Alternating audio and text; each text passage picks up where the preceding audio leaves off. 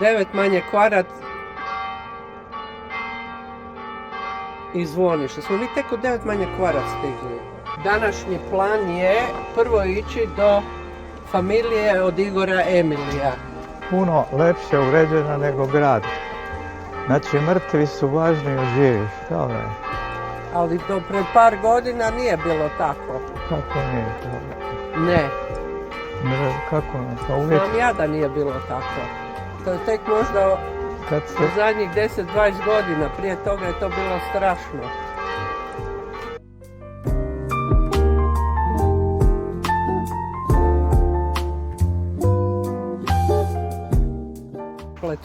Tu sa desne strane su vam u ovim lukovima Da.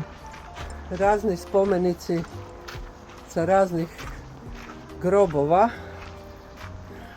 Aha. kojima se vlasnik nije dugo javio i ne vide se imena. Evo tu se slučajno vidi Rina Černić, 1911. pokopana. Znači što više kiša pada i puše i to sve više propadaju ti spomenici. Nema tabelice šta je na kojoj slici, to sam sve posebno slikala za Labusa. Ali se ništa ne vidi. Aha, što ne vidi se teško. Pa ne vidi se, rijetko na kojemu se vidi imena. Aha, da. Bili s onime iz uvale Scott. Što je bio Scott vlasnik, tamo gore desno mu je grob.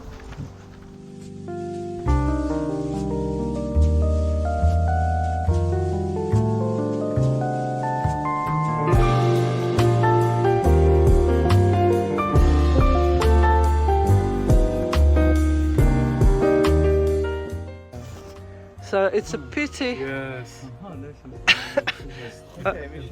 I know the boss of Mr. Igor Žic,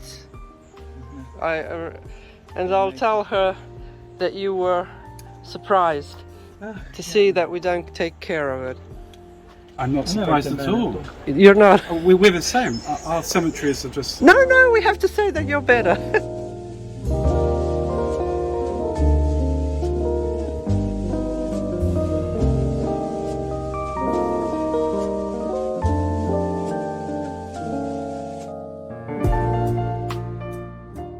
Dole desno ćete ići. Lijevo, vaše lijevo. Dobro, da. Hodajte dole, ja snimam.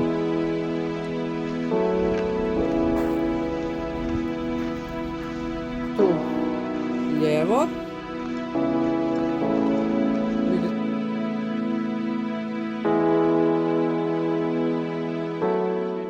Igor Emilij je rođen 1927. i umro je 1987. Znači... 87. Da. Koliko je imao godina? Imao je 60 godina. Što nije to malo nekako. Da, je malo. 60 godina. Znači Igor Emilij rođen je na Sušaku, bio je hrvatski, čitam sa Wikipedije. Dobro. Bio je hrvatski arhitekta. Djetinjstvo i školovanje. Rodio se na Sušaku, a otac mu je Hinko, to je ovaj dolje. Hinko Emilij, to mu je otac, 1900 i umro je 83. Inače s njim nisam puno, imao sam par susreta, jedan u njegovom uredu, to se ne sjećam što smo razgovarali točno, a jedan u Užarskoj ulici smo šetali jedan puta i ja sam ga pitao kako, kad stvara, kad crta, kad projektira, kako se osjeća. On je doslovno rekao, kad to radim imam krč u trbuhu. Tako da je to zanimljiva izjava. Jer on je imao razne projekte, dosta ekscentrične, arhitektonski. Ali je imao i bio je talentiran u izmišljanju novih formi. i raznoraznih novih rješenja.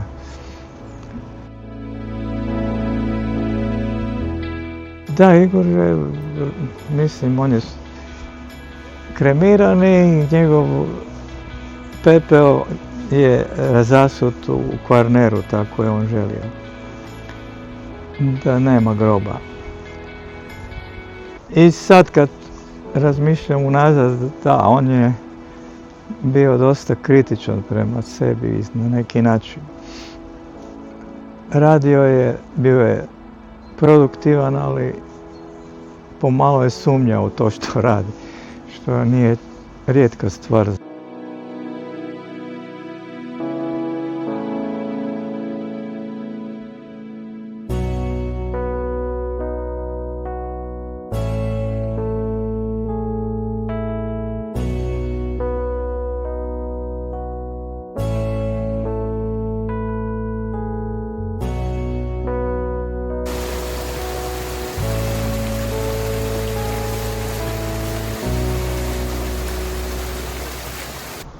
Je vam drago da smo došli vidjeti familiju od Emilija? Da, evo, prvi puta vidim da familija ima ovako lepi grob, veliki lepi grob sa jednim lepim cvijetom tu.